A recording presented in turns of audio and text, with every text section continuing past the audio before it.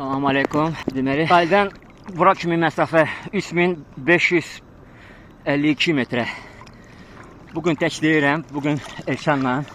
Elşan, ne deyə bilərsən? Salam, çok güzel. Çok güzel, üzün, idmanla meşgul olun. Amma bura gəlməyə risk eləməyin dostlar. Bura çox uzaqdır. Bizə baxıb təkrar eləməyin. Üzün dostlar, amma sahildə üzün. Məşq edin.